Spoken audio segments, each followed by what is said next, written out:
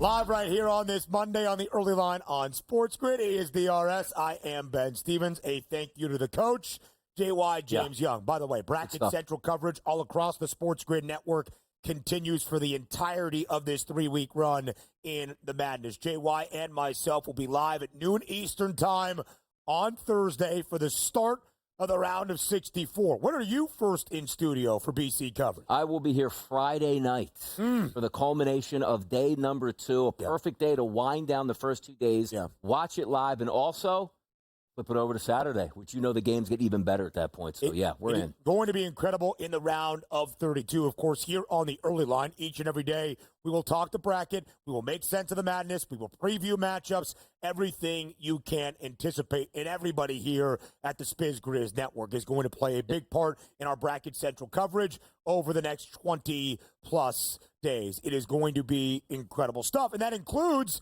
not just a round of 64, but the first 4 in Dayton, Ohio, 4 matchups, 2 on Tuesday, 2 on Wednesday night to book those spots into the field of 64 in the opening round beginning on Thursday. Again, here are our first 4 games. Our first in the first 4 tomorrow night, Alabama State and St. Francis, the 16 seeds, the Hornets of Alabama State, the champions out of the SWAC. St. Francis, PA, the champions of the Northeast Conference. The Red Flash go dancing for the first time since 1991. San Diego State and UNC, the nightcap in Dayton on a Tuesday. Wednesday, it's the Mount taking on American, and then Texas and Xavier. Of course, SDSU, UNC, Texas, and Xavier, the last 4 teams into the NCAA tournament.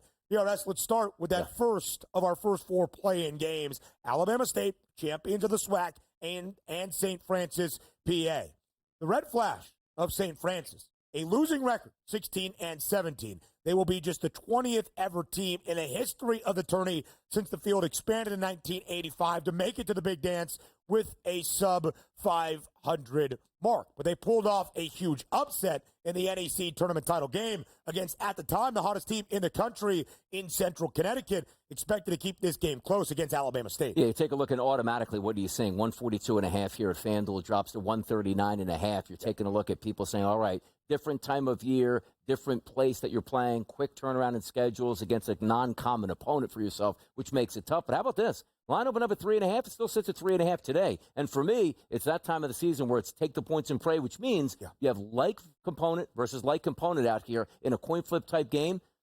I mean, granted, there's way better games we're going to break down than this one here. But if you're asking me, like, do I like Alabama State? Not necessarily. Neither do I like St. Francis at this point. But I can buy into buying that number, 142.5 down to 139.5, and saying, you know what, Dayton, tight rims here, maybe a little bit closer. It screams one of those games where it's 24-21 at the break. You know what I mean? Like staying under the total for me. Based on the matchup, I think there's a lot to like here for the Hornets and Tony Madlock, who won the SWAC, because they don't turn the basketball over. That's true. 3rd best turnover percentage offensively. They are going to take great care of the basketball. They don't get picked off. They don't force themselves into those bad scenarios, and they like to hoist the 3. And St. Francis, PA will let you take the 3 if you want it. I favor Alabama State, as do the odds makers, but just a 3.5-point spread. Let me get your thoughts on the automatic qualifiers having to play in the first 4.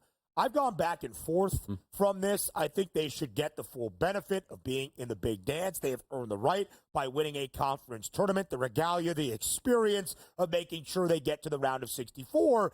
But I've also kind of changed my tune in the last few years, where I think getting to play in a standalone national game and to earn an NCAA tournament victory within the big dance, because very unlikely, of course, you are going to pick off a number 1 seed. It is a really great opportunity and atmosphere for these 16 seeds, even though they did win that automatic berth. 1,000%. It's better for them to play like competition because, yes, you win your conference tournament, and the key to the success is we get to go play number 1 overall Duke and get beat by 45 points. Still is a memory, and that's the expectation. But now you win your conference tournament and a legitimate chance to win another game, which is branded as a NCAA March Madness win, and then go play a higher seeded team. Those kids are living it up right now. You ask each and every one of them, what would they rather do? Just get automatically into the tournament at 16 or play in this game standalone where everybody in the country is watching? Hands down, it's a wonderful format that they provide these kids. And if you get that win, and you can build upon it, and you at least enter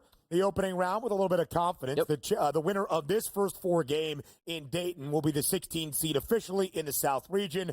They get the number 1 overall seed in Auburn, but the Tigers, on a small slide, they've dropped 3 of their last 4. Alabama State into the NCAA tournament for the first time in over a decade, since 2011. Let's talk about the second first 4 game on a Tuesday night in Dayton. We'll continue to preview each of these 2 matchups tomorrow on the show, on the early line as well. But, Donnie, here is the opportunity for North Carolina to look at everybody and say, you doubted our metrics, you doubted how good we were in terms of the quality of our resume. You don't think we should be into the NCAA tournament as the last team in?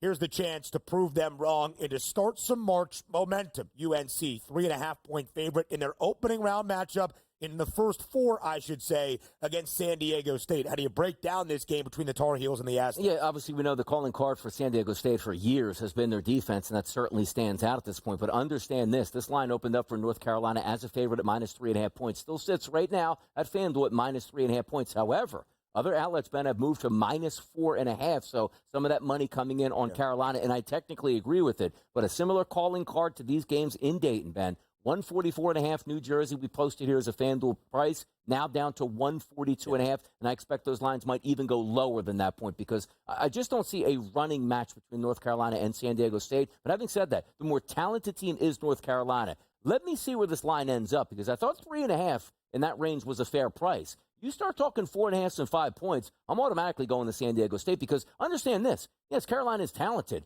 but if the MO is when they step up in competition or play competition that should be, let's just say, tournament worthy, they haven't won those games. Now you're asking them to win by 5+ points. That might be too tough. That is the knock against North Carolina. Only one quad 1 victory and 13 opportunities to pick up plenty more. So now they're going to be playing in what would be considered a quad 1 game if we were still using the net rankings in first 4 action in Dayton, Ohio. Can they seize this opportunity? That, of course, the question for Hubert Davis and the Heels. I will give North Carolina credit in this. They had an understanding that the resume wasn't overwhelmingly impressive in the final month and a half of this regular season. So outside of the 2 games against Duke, the regular season finale, semifinal matchup in Charlotte, even without Cooper Flagg and Malik Brown, UNC won all 8 games against non-Duke opponents, and in all 8 victories, the Tar Heels covered in 7 of those 8. They won all 8 by at least